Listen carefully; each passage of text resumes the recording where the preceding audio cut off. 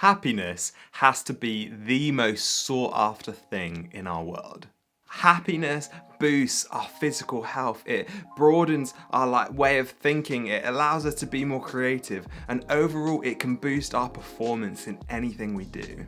But the problem is, for many of us, if not most of us, right, happiness can feel like being a donkey chasing a carrot on a stick. It feels like it's never attainable. In his book, The Happiness Advantage, Shawn Achor sort of points out how we can increase our base level of happiness. And you know, I have a problem with this.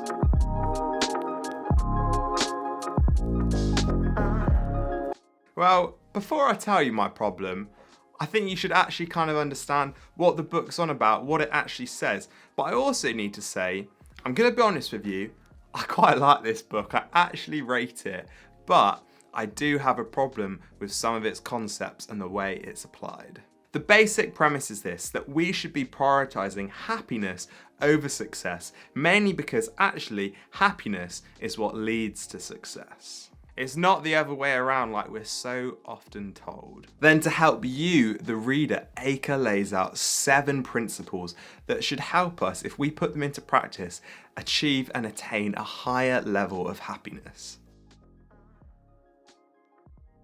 Number 1, the happiness advantage. Basically, happiness allows you to think clearer, to be more creative, to be healthier, to perform to a higher level. So go meditate, go exercise, go do random acts of kindness. All those little things that he says boost our base level of happiness. Number 2, the fulcrum and the lever, basically about changing our mindset, changing how we view and what our perspective is on life and things. It's about being more positive. It's about believing in ourselves and believing in other people more. Number 3, the Tetris Effect. This is all about seizing opportunities, seeing what is out there, capitalizing on what's going on around you. And ultimately, it's about leading yourself into a thought process of more gratitude and more optimism. Number 4, falling upwards. We're all gonna fail, right? Failure is part of life, but it's about choosing to get up and go again and not letting it beat you down.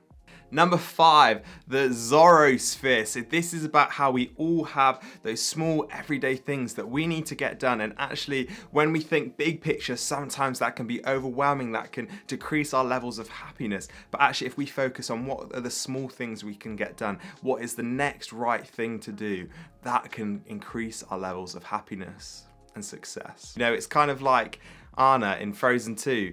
You know that song, Just Do the Next Right Thing? Number 6, the 20-second rule.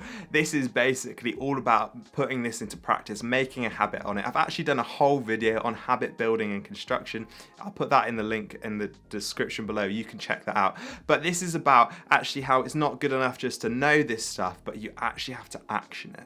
And then number 7, social investment. How for our happiness, he talks about how our social ties, our social relationships are the single most important thing we can invest in. When we're feeling down, we should have people we can fall back on and support us. Now actually, like I said, if you read this book and you dive deeper into those principles and get an understanding for yourself, you'll see they're great principles. And I genuinely love the message that Shawn Achor is trying to share. But my problem comes when it comes to the real world application of this book and how it's kind of painted like this is the simple thing to do and here's how to achieve happiness, when actually it's not that simple. For me right now, this feels like a list of things I really want to do.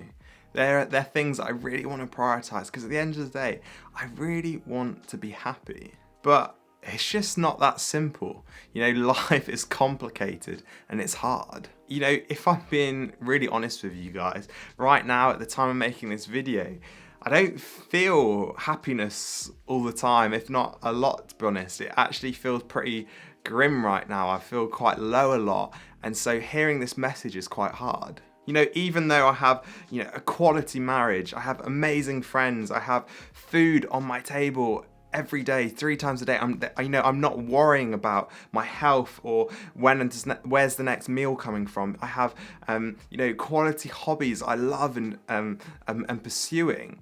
Yet, I still just don't feel happy a lot. You know, depression in its different forms and different states and levels of severity, you know, grips me at times, and I hate it. And you know, as well, it's not just that, it's in many areas of my life I don't feel successful. I feel like I'm letting other people down, or I'm letting myself down, and this just makes me feel lower and lower. And I know there'll be people watching this video who can relate to that too. But then to be told, hey, just do this stuff and suddenly you can be happy. And not only can you be happy, but you can be more successful because you're happy. It doesn't sit easily. Even though inside of you, you know there's no quick secret to happiness. It doesn't just happen overnight, but you're drawn in by this idea of, oh, here's these principles I can follow. Here's this way of attaining happiness that other people seem to be able to achieve and do. And it's something you crave, you know? But then this book tells you not only here's a way of achieving happiness, here's the scientific research that says happiness allows you to achieve more, it allows you to be successful in all these different areas of life. And then you sit there and think, wait, not only am I not happy, but it means I'm missing out on the happiness advantage. And let's be real about this. That hurts. That feels unfair. That feels like, why should that be the case? You know, not only do I not feel happy a lot, not only do I feel low, but you're telling me now that that's putting me at a disadvantage compared to people who are happy. Like, ouch.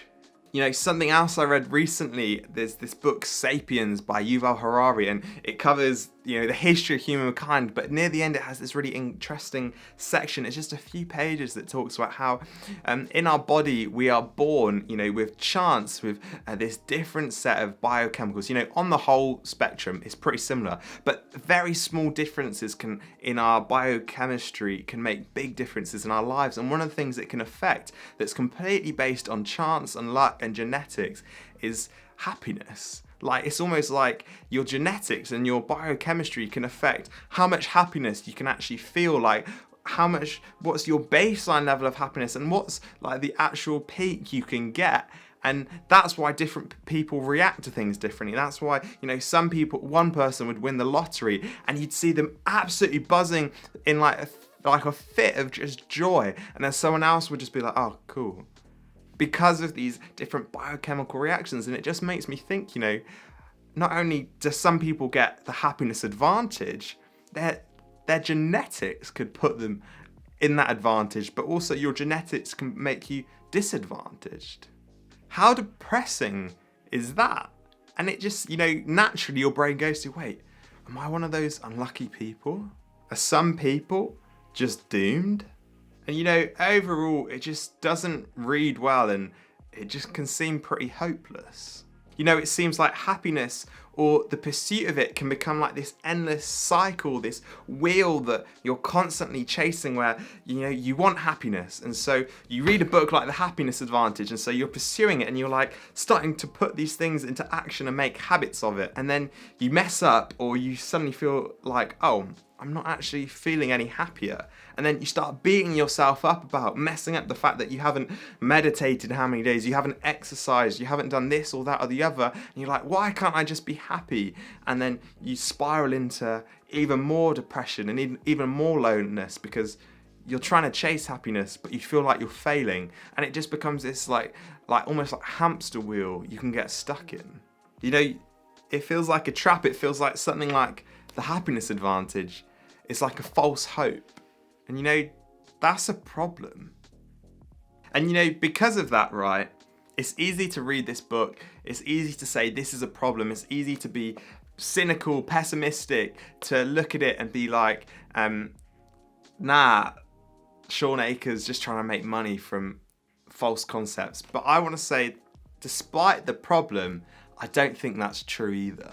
Because I actually think the final 3 principles in particular in this book are really helpful if you're feeling like me, or if you feel like you're stuck in that trap and cycle. Now, the 20-second rule, right, it's about putting knowledge into action. So now, having read this book, having made notes about it, having now made this video about it, I feel like I have some knowledge. I may not be an expert on it still, but I've read the book enough to know what it's about. And now the trap that I can fall into and that Acre talks about is we can have knowledge, but if we don't do anything about it, it's worthless. You know, and what's great is Acre actually challenges that. He gives examples of people who've been like, oh yeah, my wife really needs this, when actually they've been the one who needs it. And so it's the easiest thing to take knowledge and just keep it in here without actioning it. But he challenges and says, hey, actually, you're not going to benefit from the happiness advantage if you don't try and put this into action. So I guess the most simple thing we can do is try. Second, social investment. Now this one's really hard, right? Because not everyone has good families. Not everyone has good friends. Some of us will come from incredibly broken backgrounds. Some of you won't have families, or have incredibly broken families, or you feel lonely and like you lack friendship. And so this can be really hard to hear that this might be the most important thing in our pursuit of happiness. But what I want to say is, like, you've got to give it a go, whatever your background, whether you've got a quality family or not, whether you've right now got amazing friendships or not. Social investment has to be something we literally invest in. You know, for me, again, it's so easy, and my friends and family can probably speak for me when I say that when I'm low, when I'm struggling, my natural thing to do is to retreat into myself, to hide away, to stop replying to texts, to escape into worlds where other people don't exist, you know. But actually, Acre makes it so clear that you have to do the opposite of that. When you're feeling low, when you're feeling rough, actually the best thing to do is to rely on those people around you, to find people you can trust. And actually that our priority should be the pursuit of people. Finally, the Zorro sphere, or the way I just see it, you know, like Anna from Frozen, or Kristen Bell, who's the voice behind her, has this amazing interview about when she's low, she just has to think about what's the next right thing. And that's something me and my wife Steph have been trying to implement into our lives, that when we have those days where it's hard to get out of bed and it's hard to think, how am I getting through today? It's just about thinking, okay, let's not think big scale. Let's think small scale. Let's think, what can we control? What can we manage? What is the next right thing to do? Whether that's, you know, you're getting out of bed, so the next right thing is to shower.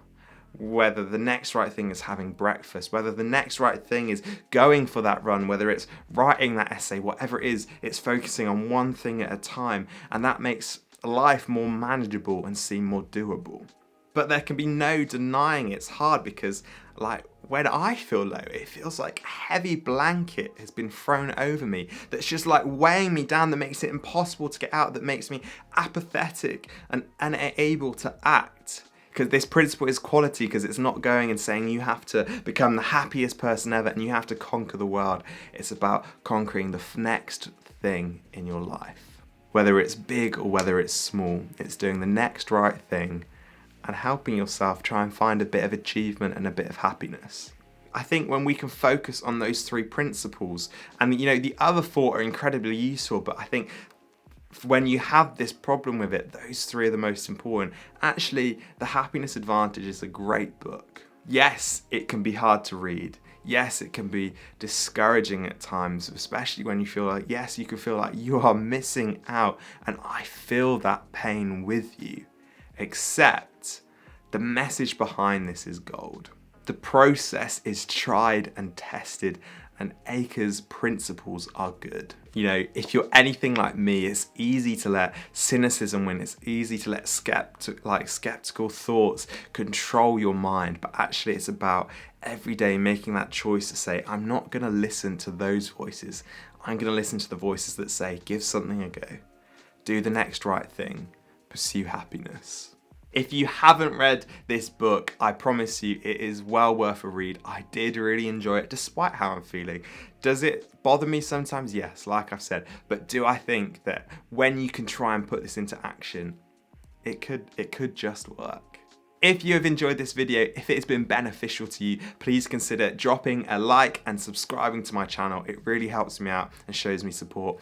I've been Ash Porter. Thank you so much for watching this video, and I'll see you next time.